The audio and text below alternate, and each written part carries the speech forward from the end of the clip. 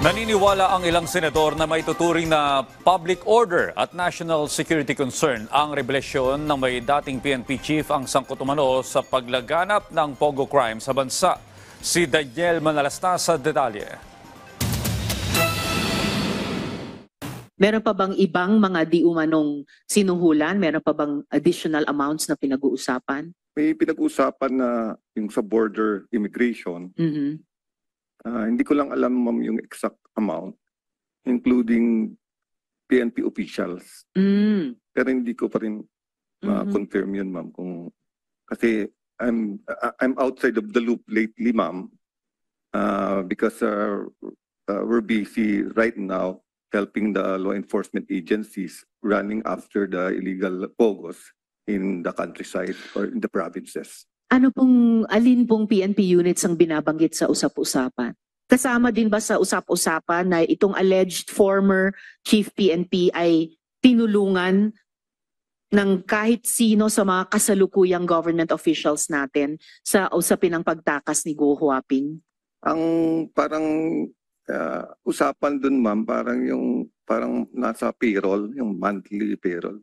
I think it was mentioned the former chief PNP. Matapos ang revelasyon na yan mula sa isang opisyal ng PAGCOR sa Pogo hearing sa Senado, kinababahala na yan ng ilang senador kung saan nadadawit ang dating hepe umano ng Philippine National Police. Naniniwala si Senator Risa Hontiveros na isa itong public order at national security concern.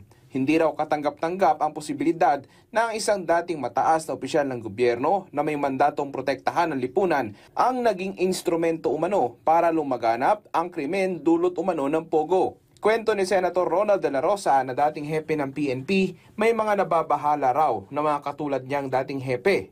Ayon kay Bato, mayroon silang group chat na mga dating hepe ng PNP at ang iba sa mga kasamahan niya dito naglabas daw ng saloobin. Yun ang gusto nila klaruhin kung sino yung involved,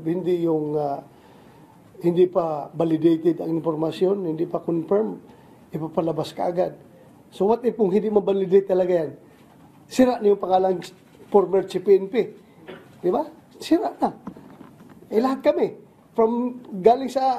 Galing doon. Ang PNP nakakuha rin ng kakampi kay Senator Jinggoy Estrada. Alam nyo, unfair yata sa police organization o sa Philippine National Police in general. Siguro pwede nyo nang pangalanan kung sino itong mga police na under the monthly payroll. Samantala, hinggil naman kay Alice Guo, nakatakda na raw ang kanyang kampo na magpiyansa oras na mawala na ang arrest order ng Senado laban sa dating alkalde. Kaya nga umakyat nga kami sa Supreme Court, di ba? Para nga malis na yung mga contempt na yan. Kasi sa ngayon pag nag-post ka ng bill, nakakulong pa rin naman siya eh.